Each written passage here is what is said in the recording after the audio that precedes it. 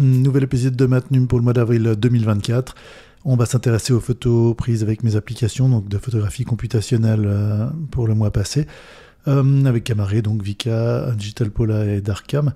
Et on commence avec 3 images, plutôt abstraites pour les 2 premières, donc la même image passée dans l'éditeur expérimental.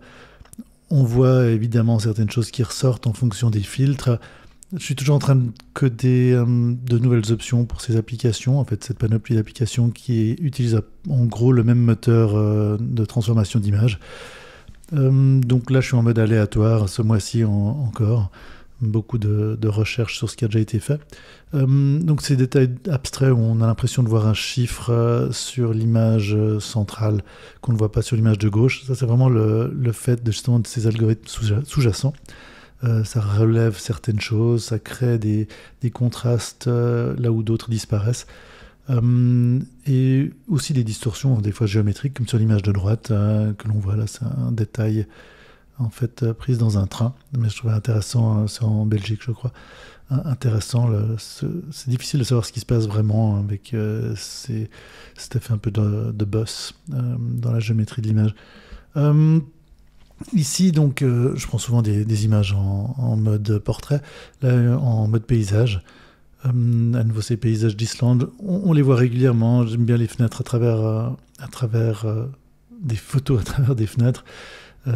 Et parfois l'effet est plus ou moins subtil. Donc celle-là, on a une simulation en fait de capteurs CCD d'une certaine époque.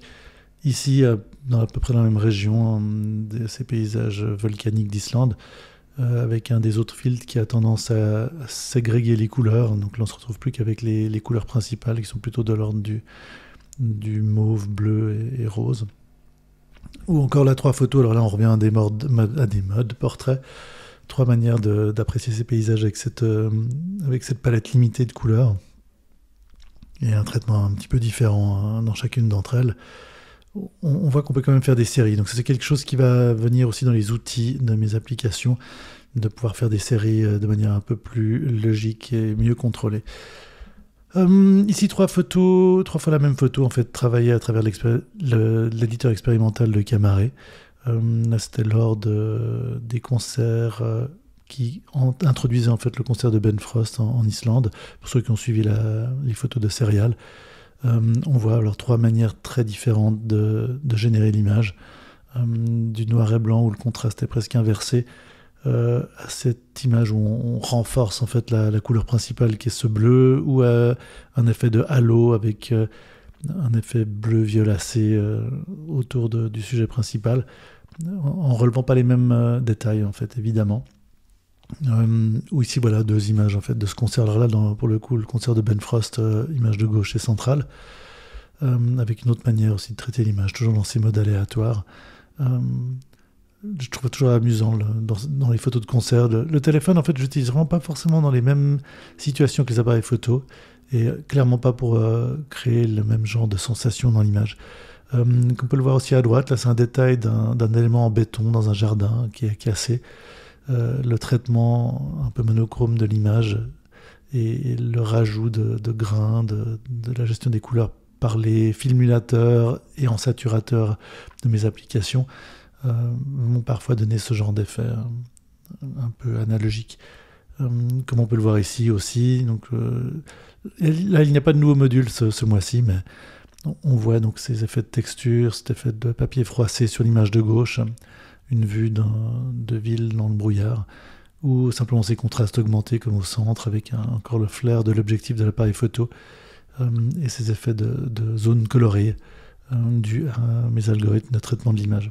Ou une image un peu plus classique, je dirais, à droite, où malgré tout, il y a beaucoup de traitements dans ces modules, mais où on se retrouve avec une image qui est par contre un peu plus habituelle, dirons-nous, moins stylisée.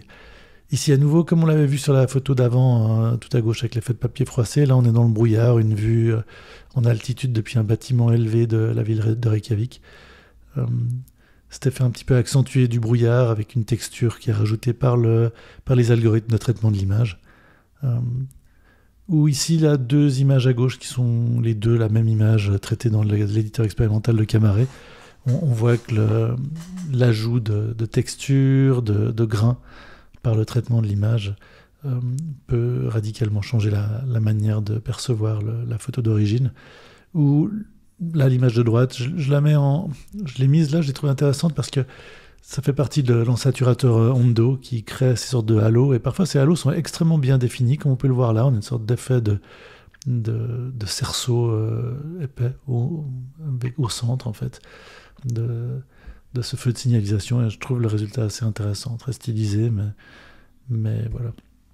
En retournant sur l'éditeur expérimental, la manière de traiter les images, donc souvent je ne touche pas à la géométrie, ou je vais essayer de créer des décalés entre les différentes couches de traitement du signal.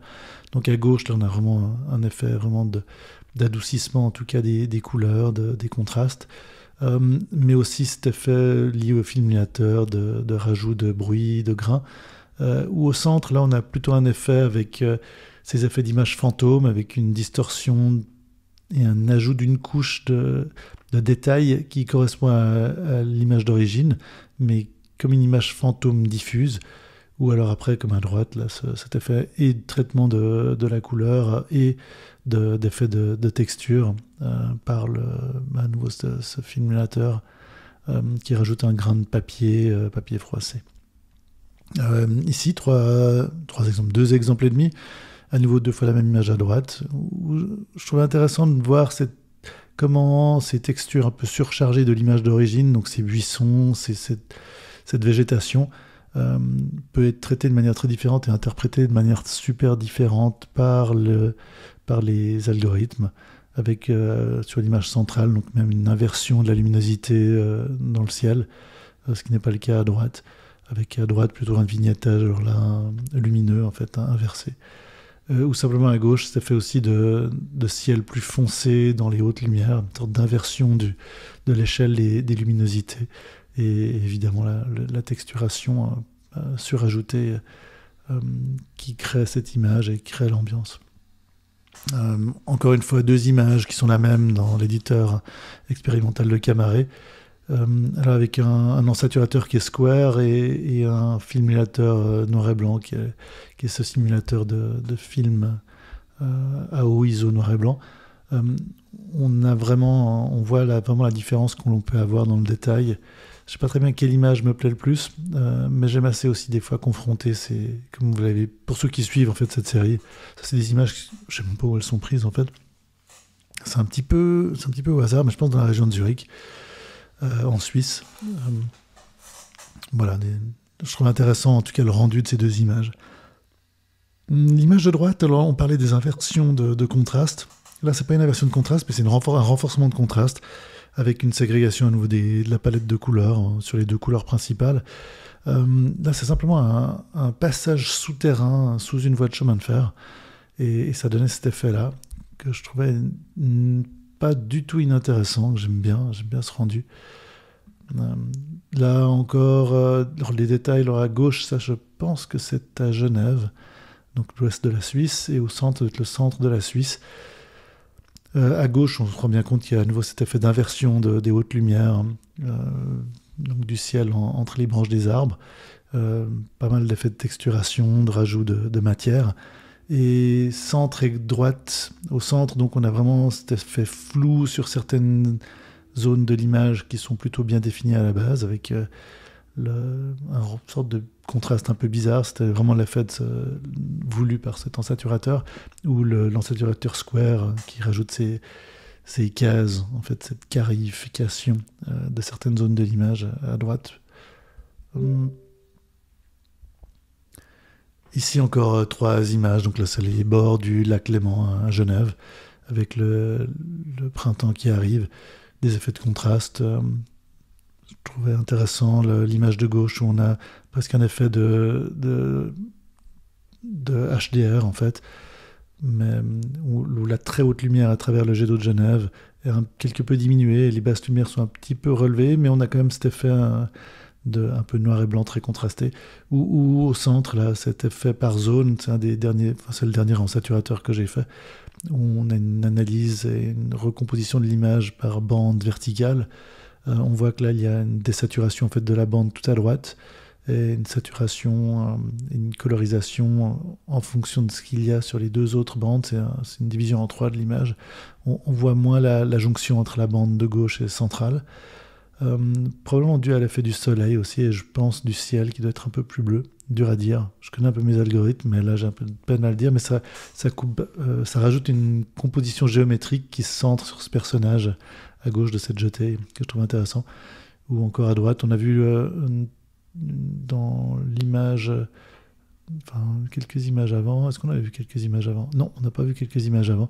Mais en fait, là, on a cet effet sur le parc de la Grange, dans le quartier des Eaux Vives à Genève, avec cette image cette double image, avec une sorte d'image fantôme très contrastée par-dessus.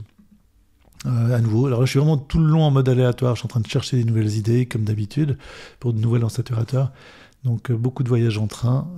Donc, ça veut dire aussi beaucoup d'images.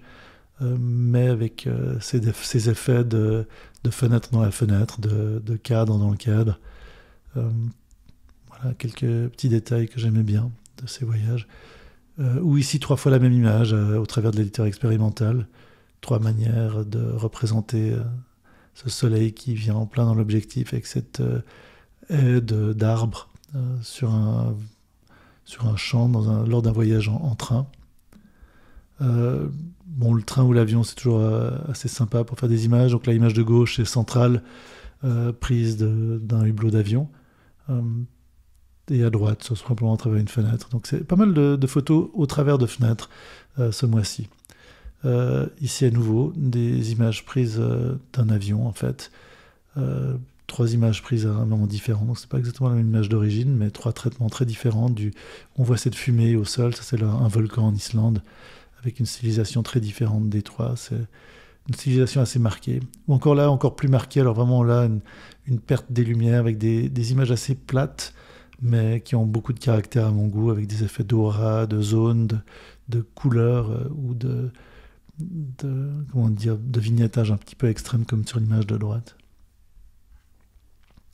Beaucoup de voyages en fait le mois passé, donc beaucoup d'images avec le téléphone où j'ai pas forcément envie de sortir l'appareil photo.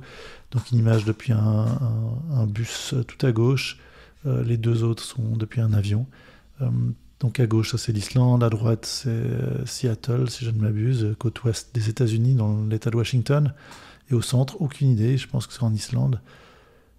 Ou ici, comme ces 3 photos, 2 photos qui sont passées par l'éditeur expérimental à droite, ou une à gauche simplement à la sortie directement. Ça c'est du Groenland, en survolant le Groenland. Des images assez exceptionnelles, je trouve. Pas tant par la manière dont je les ai prises, mais surtout le sujet qui est superbe, vraiment des paysages incroyables, que je vais essayer de visiter une fois depuis le sol.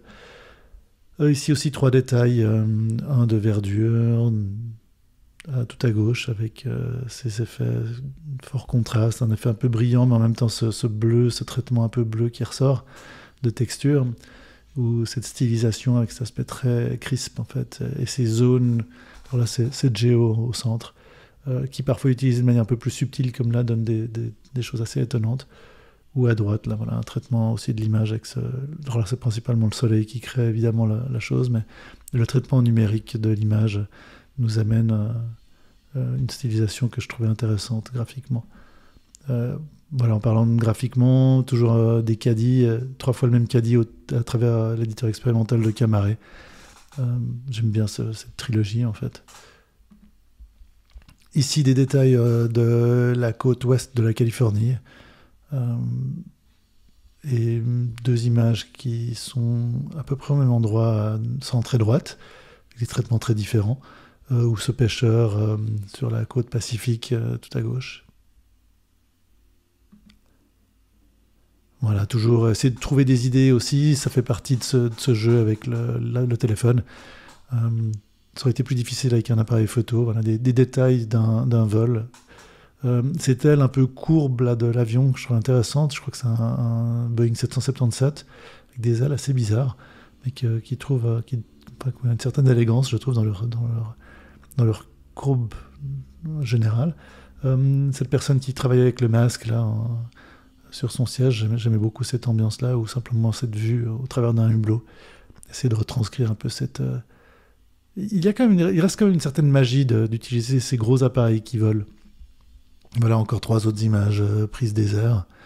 À gauche, je ne sais plus trop où c'est peut-être en survolant la baie de San Francisco. Au centre, ça doit être en Allemagne, à mon avis. Et à droite, c'était simplement, je trouvais marrant cette image de mon profil sur le siège à côté de moi. Voilà, une sorte d'autoportrait par l'ombre. Et encore 3 petites dernières images. On est vraiment dans les airs, enfin, ou par terre, mais pas loin d'être dans les airs.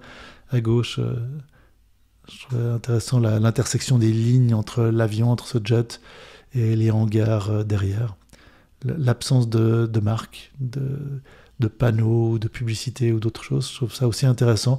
Je trouve de plus en plus nos paysages urbains, ou en tout cas construits, manquent de cette sobriété. Ça, je pense que c'est à San Francisco. D'un coup, j'ai un doute. Non, c'est peut-être à Genève, en fait. Aucune idée. En fait, j'ai perdu un petit peu le fil. Et voilà, 2 images, autrement, simplement d'un coucher de soleil. L'une depuis les airs, l'autre depuis une piste que j'aimais bien. Avec un traitement légèrement différent, mais qui donne quand même des choses. Je m'entraîne aussi à essayer de faire des diptyques et ce genre de choses. Et voilà, donc, j'ai pas été très descriptif ce mois-ci. C'était vraiment un petit peu le résultat de mes tirages aléatoires.